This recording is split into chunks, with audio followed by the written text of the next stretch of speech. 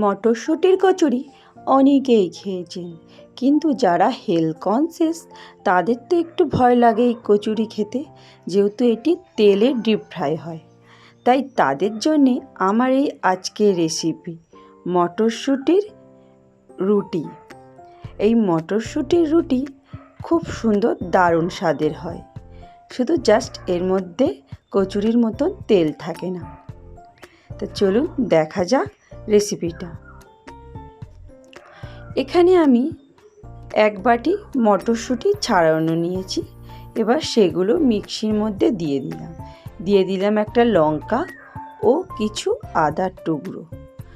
লঙ্কাটা প্রয়োজনে আর একটু বেশি দিতে পারেন, আমার বাড়িতে বাচ্চা আছে তাই একটু কম দিলাম। সেটি দিয়ে একটি পেস্ট বানিয়ে নিলাম। এইবার কড়াইতে তেল দিয়ে তাতে ফোড়নের জন্য দিলাম একটু সামান্য হিং ও একটু কালো জিরে, দিয়ে দিলাম সেই মটরশুঁটির পেস্টটি। দিয়ে এবার কড়াতে ভালো করে এটিকে নাড়তে হবে, এটিকে সময় দিয়ে নাড়তে হবে। দিয়ে দিলাম প্রয়োজন মতো নুন দিয়ে ভালো করে সময় দিয়ে নাড়তে হবে, কারণ এর মধ্যে প্রচুর জল আছে। এই জলটা অ্যাবজর্ব করার জন্যে এটিকে কন্টিনিউ নাড়তে হবে। সব বন্ধুরা, আমি মানসী আর আপনারা দেখছেন মানসী এভরিথিং। এইবার কিছুটা যখন জল কমে আসবে, এর মধ্যে দিয়ে দিলাম 1 চামচ ছাতু। আমি এখানে ছোলার ছাতু ব্যবহার করছি। এই ছাতুটা দিলে এই ড্রাইনেসটা খুব তাড়াতাড়ি হয়ে যায়। এই দিকে ততক্ষণ আমি আটাটা মাখিয়ে নিচ্ছি। এখানে আমি নর্মাল আটা নিয়েছি, যেটা দিয়ে আমরা প্রতিদিনকার নিত্য প্রয়োজনের রুটি পরোটা করে থাকি। সেই আটার সঙ্গে অল্প অল্প করে জল দিয়ে এটি একটি ডো বানিয়ে নিলাম। এই রকম একটা স্মুথ ডো বানিয়ে দেবো। এবার এটিকে মিনিট 10 মতো রেস্টে রেখে দেব। মিনিট 10 পরে এটি থেকে অল্প অল্প করে লেচি কেটে নেব। যে যেমন সাইজের রুটি পছন্দ করে তেমন সাইজের রুটি বানানোর জন্য লেচি কেটে নিলাম। আমার লেচি কাটা হয়ে গেছে, সমস্ত লেচিগুলো কেটে নিলাম। এইবার এর মধ্যে পুর ভরার পালা। এইভাবে এক একটি লেচি নিয়ে এই রকমভাবে খোলের আকারে করে নিতে হবে। বোলের আকারে করে এর মধ্যে দিয়ে দেব পুরগুলো ভর্তি করে দেব। দিলেও কোনো সমস্যা নেই, এই রুটি ফাটবে না। আমি আপনাদেরকে 2 রকমের খোল বানানো এবং 2 রকমের রুটি বানানো শিখিয়ে দেব আজ এই রেসিপিতে। এইবার এটিকে সামান্য একটু আটা কিংবা ময়দা দিয়ে বেলে নেব।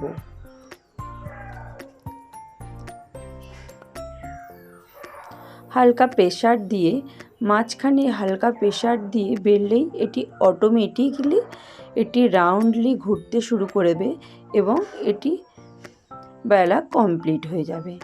আমার এটি বেলা হয়ে গেছে। এইবার গরম তাওয়ার মধ্যে দিয়ে দিলাম রুটিটিকে। দিয়ে প্রথমে হালকা হাতে এপাশ ওপাশ করে এটিকে সেঁকে নিতে হবে। ততক্ষণ আপনাদেরকে আরেকটি রুটি বেলা দেখিয়ে দিচ্ছি। এইভাবে প্রথমে কিছুটা বেলে নিতে হবে লুচির সাইজে বেলা হয়ে গেলেই এর মধ্যে দিয়ে দেব সেই পুরটা। যে যেমন করে খুশি এই রুটিটা বেলতে পারে। 2 রকমভাবেই বেললে কোনো সমস্যা নেই, কোনোটা থেকেই এর মধ্যে থেকে যে পুরটা ভরা হয়েছে সেটি বাইরে বেরিয়ে যাবে। আর এটিকে 2টি আঙুলের সাহায্যে একটু বড় করে নিতে হবে। চেপে করলে যখন বেলতে আরও সুবিধা হবে। এইভাবে আমি আরেকটি রুটি আপনাদেরকে বেলা দেখিয়ে দিলাম। এইবার আপনাদেরকে দেখাবো যে রুটিটা কেমনভাবে আমি সেঁকলাম। রুটিটা সম্পূর্ণ বেলা হয়ে গেছে। দেখুন মটরশুঁটির যে পুরটা সম্পূর্ণ রুটির প্রত্যেকটা পজিশনে পৌঁছে গেছে। স্যাকাটাও আমি একসঙ্গে আপনাদেরকে দেখিয়ে দেব। দেখুন এই রকম প্রথমে হালকাভাবে এপাশ ওপাশ এটিকে সেঁকে নিতে হবে।